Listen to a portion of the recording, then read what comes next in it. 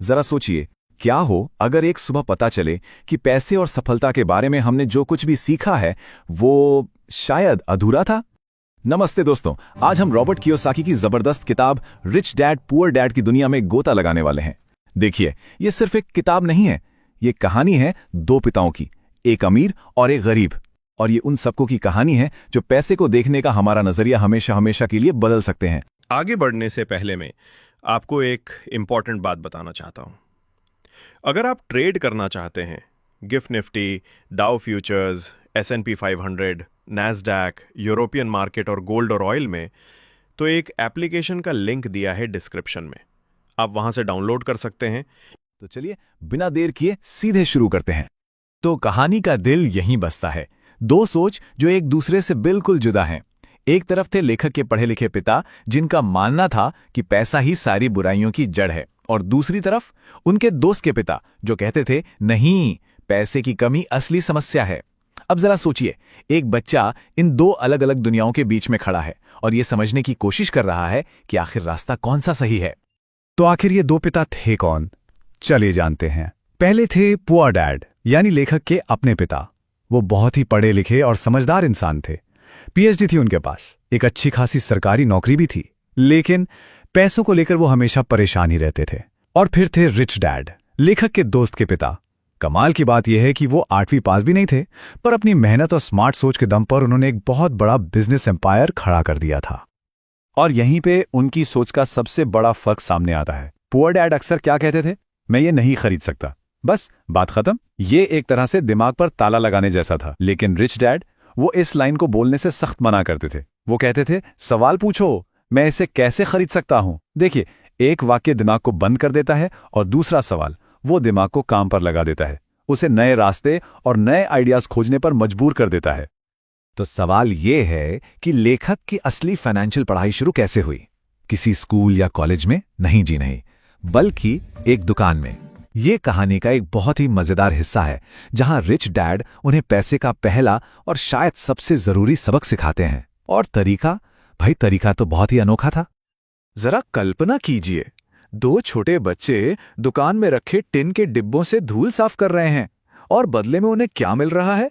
सिर्फ 10 सेंट प्रति घंटा। काम इतना बोरिंग और पैसे इतने कम कि पूछिए मत। जाहिर है वो दोनों दोस्त बहुत ज्यादा गुस्से और निराशा में थे। लेकिन यही तो रिच डैड का प्लान था। वो चाहते ही यही थे कि बच्चे इतने परेशान हो जाएं कि वो सवाल पूछना शुरू कर दें कि क्या जिंदगी बस यही है। और जब उन्होंने आखिरकार शिकायत की, तो रिच डैड ने एक बड़ी कमाल की बात कही। उन्होंने समझाया कि देखो, जिंदगी हमें लेक्चर नहीं देती, वो तो बस हमें इधर उधर धकेलती है, और हर धक्का असल में जिंदगी का ये कहने का तरीका है, जागो, कुछ सीखो। वो जो निराशा थी, वो जो गुस्सा था, वो असल में एक सिग्नल था कि अब कुछ बदलने का वक्त आ गया है। और फिर कहानी में आया असली ट्विस्ट। क्या लगता है, रिच डैड ने उनकी तनख्वाह बढ़ाई होगी? नहीं, उन्होंने तनख्वाह 10 सेंट से घटाकर 0 कर दी, 0। उन्होंने कहा, अब से तुम लोग मेरे लिए मुफ्त में काम करोगे। सोचकर देखिए उन बच्चों पर क्या गुजरी होगी। लेकिन इस झटके के पीछे एक बहुत बड़ा सबक छिपा था।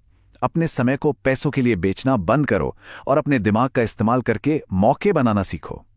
और यही था वो पहला बड़ा सबक। अमीर लोग पैसे के लिए काम नहीं करते, वो पैसे से अपने लिए काम करवाते हैं। अब ये बात उस सोच के बिल्कुल उल्टी है जो हम बचपन से सुनते आए हैं, है ना, कि खूब पढ़ो लिखो और एक अच्छी नौकरी पकड़ो। रिच डैड का कहना था कि गरीब और मिडिल क्लास लोग पैसे के लिए काम करते हैं, जबकि अमीर लोग वो ऐसा सिस्टम बनाते हैं जहां पैसा उनके लिए 24 घंटे काम करता है, यहां तक कि तब भी जब वो सो रहे होते हैं। तो सवाल ये उठता है कि उन दो छोटे लड़कों ने इस सबक को असल में इस्तेमाल कैसे किया। देखिए, उन्होंने हार नहीं मानी। मुफ्त में काम करते हुए उनकी आंखें और उनका दिमाग अब तनख्वाह के बारे में नहीं, बल्कि मौकों के बारे में सोच रहे थे।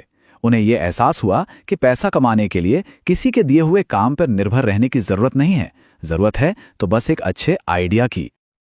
और फिर उन्हें मिला एक जीनियस आइडिया। उन्होंने क्या देखा कि दुकानदार पुरानी कॉमिक्स को बस फेंक देते हैं, तो उन्होंने वो सारी कॉमिक्स मुफ्त में जमा करनी शुरू कर दी।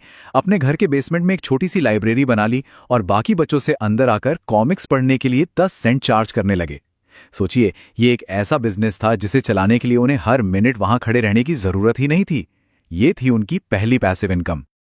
और इसका नतीजा क्या निकला? वो हर हफ्ते $9.5 कमा रहे थे, वो भी बिना कोई खास मेहनत किए। और उस जमाने में बच्चों के लिए बहुत बड़ी रकम हुआ करती थी। उन्होंने सच में पैसे के लिए काम करना छोड़ दिया था और अब पैसा उनके लिए काम कर रहा था। मतलब पहला सबक सफलतापूर्वक सीख भी लिया और लागू भी कर दिया। चलिए अब आते हैं रिच डैड की सबसे बड़ी और सबसे जरूरी सीख पर। ये वो एक सुनहरा नियम है जो अमीर, गरीब और मिडिल क्लास के बीच की सबसे बड़ी दीवार की तरह है। यकीन मानिए, अगर ये एक नियम समझ आ गया तो पैसों को देखने का नजरिया हमेशा के लिए बदल जाएगा। रिच डैड की परिभाषाएं ना बहुत ही सीधी और सरल है। संपत्ति यानी कि एसेट कोई भी ऐसी चीज है जो जेब में पैसा डालती है, बस इतनी सी बात है। कोई मुश्किल फाइनेंशियल जार्गन नहीं। अगर कोई चीज कमाकर दे रही है तो वो एक एसेट है। और इसका ठीक उल्टा क्या है? देनदारी यानी कि लायबिलिटी। ये कोई भी ऐसी चीज है जो जेब से पैसा बाहर निकालती है।